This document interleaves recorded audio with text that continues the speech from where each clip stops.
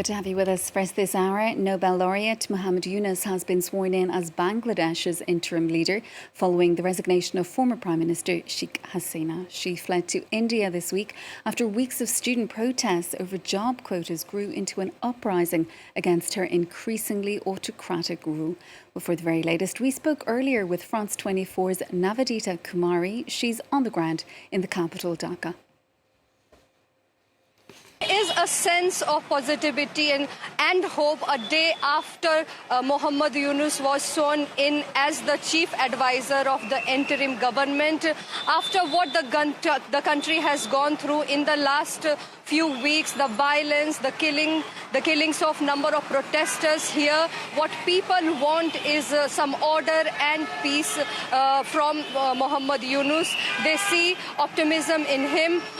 Last night, along with Muhammad Yunus, 13 other member of cabinets also took oath ceremony. This group is quite diverse, experts coming from different fields.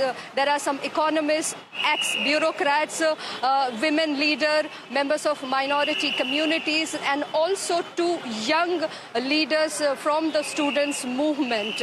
But they all have one thing in common: no one has any experience in politics.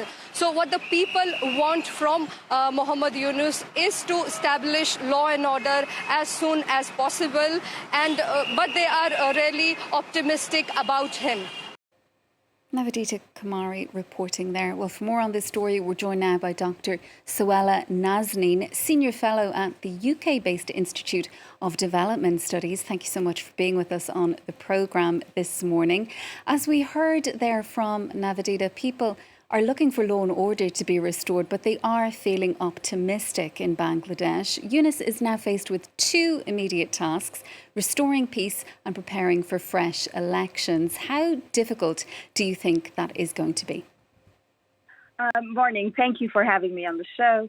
The challenges are, there are lots of challenges, and it's not just those two. Of course, restoring law and order is a key focus at this point. We have heard news and incidents of looting, reprisals, attack on police station. The police force is largely absent. They have been asked to join work. The emergency services are overwhelmed, but we have also heard of positive efforts by the community and the students to guard places. They have also are cleaning up and providing services. But there's also pressure on ensuring the economy is stable because there is a liquidity crisis. Bangladesh Bank has put caps on how much you can withdraw from banks. So these are all challenges that need to be tackled now. In terms of elections, yes, that is a key task, but it's also about reforming the institutions because institutions have been heavily politicized. So this applies to the police, the civil administration, the judiciary. So institutional reform will be a key task. It's not just about ensuring elections. And remind us, if you will, just how exactly we got to this point, and will the appointment of this interim administration be enough to ease the concerns of protesters? The protesters, you know that two of the student coordinators have been sworn in as advisors to the government. They have also established a liaison committee that will be relaying their concerns. They're also keeping an eye on how things unfold. And their demands are very clear that this time it's not just about election and it is not just going to be about same old. So they're willing to cooperate, and they represent their wishes actually reflect what people also want or what people have been talking about. So they do have the support of the public. Well, they might have the support, but do they have the experience? As our correspondent explained earlier, most of them don't have any experience in actually governing a country. So how do you expect them to perform, and how long are they likely to remain in place, do you think? So I haven't seen any news about how long the government is likely to be in place. That has been debated in terms of should it be short or should it be longer. Institutional reform does take a longer time than just sort of holding elections, right? But at the same time, in terms of the students may lack experience, but we have other advisors who do have experience. They're part of civil society groups, or they have served as lawyers or technocrats.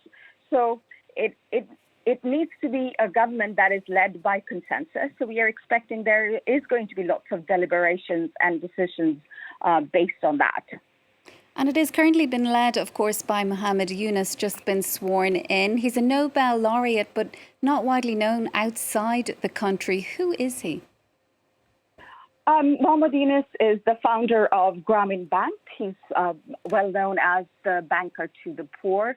When Grameen Bank was established, it was a revolutionary idea that you can lend money to the poor without collateral.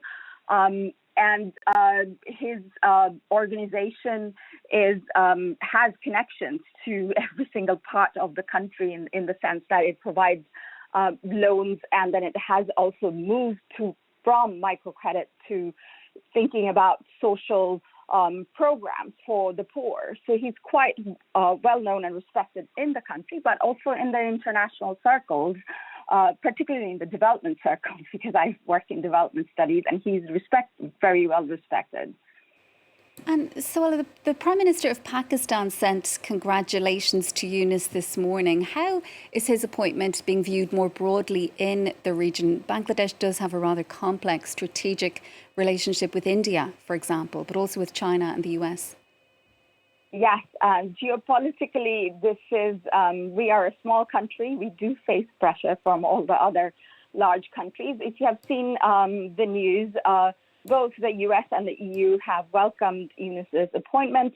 You may also be aware about in 2007 and 2008, we did have a technocratic government led by the military because of the unrest that was happening in 2007, and none of the political parties believed that the elections would be free and fair. The reason why I'm mentioning that is at that time there was some idea floated that whether Yunus would establish a political party and whether you can have a different kind of politics in the country, because our Bangladesh has been dominated by Awami League and BNP in terms of electoral politics.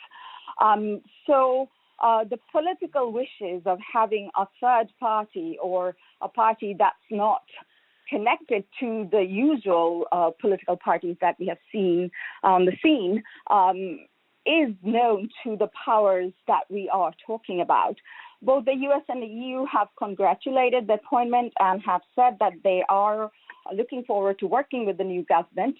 Prime Minister Modi has tweeted that and congratulated Yunus, although we know that it's going to be tricky in terms of how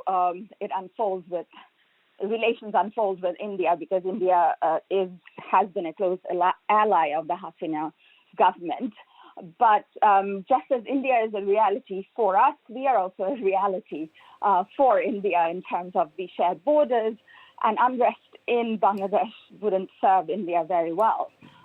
So they would have to think about stability in the neighboring country. I think with the smaller countries in South Asia, we do have their sympathy, and Yunus is quite well respected in the civil society of Sri Lanka and Nepal. Sohela, thank you so much for your time on the programme. That is Dr. Sohela Nazneen, Senior Fellow at the UK-based Institute of Development Studies.